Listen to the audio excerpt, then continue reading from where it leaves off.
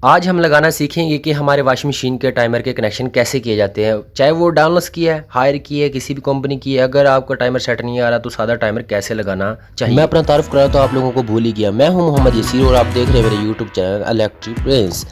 इसके बिल्कुल सादा से कनेक्शन है, आप लोगों को मैं सिखा देता हूँ सबसे पहले कि डाउनलोड की वॉशिंग मशीन के जो टाइमर है उसके ओरिजिनल कनेक्शन कैसे होते हैं। देखिए, ब्लू वायर जाकर लगेगी हमारी बेल के अंदर, ठीक है। मैं आप लोगों को बिल्कुल सादा लफ्ज़ों में समझाऊंगा। ब्लू तार हमारी लगेगी इसकी बेल के अंदर।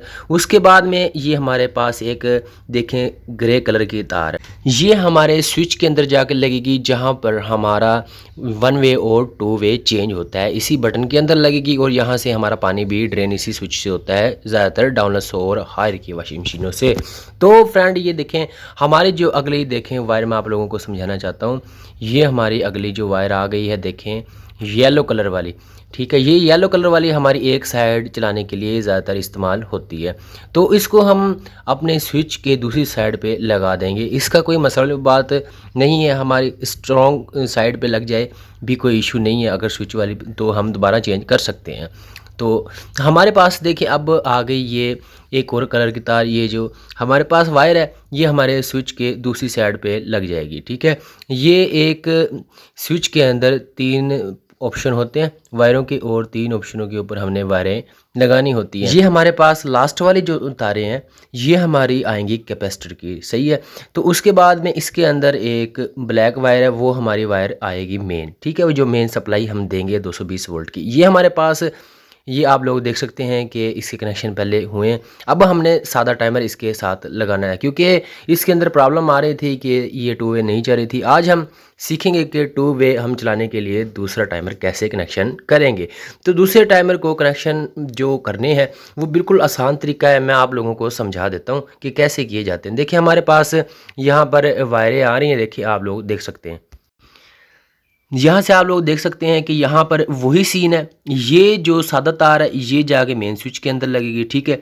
ये जो हमारा बटन है इसके अंदर ही लगनी है। उसके बाद में हमारी ये आगे कैपेसिटर की वायर, ये हमारी कैपेसिटर की वायर हमें ज़्यादातर सिंगल वे पे हमने चलानी होती है, तो इसलिए हमने ये लगा दी एक साइड पे। और ये हमारी जो रेड कलर की वायर है आप लोग देख सकते हैं, और ये जो हमारे पास येलो कलर की वायर है, ये येलो कलर की जो हमारी वायर है ये भी एक हमारी कैपेसिटर की वायर है। 2 कैपेसिटर को जो वायर लगती हैं, ठीक है। अगर 2 वे चलाना चाहते हैं, 2 वे चलाने के लिए हमारी ये रेड वायर लगी हुई है। तो हमारे ये रेड वायर आपने स्विच के अंदर इसकी लगा देनी है 1 वे 2 के अंदर, और इसके जो हमारे जो कनेक्शन है वो हमारे बिल्कुल सही हो जाएंगे।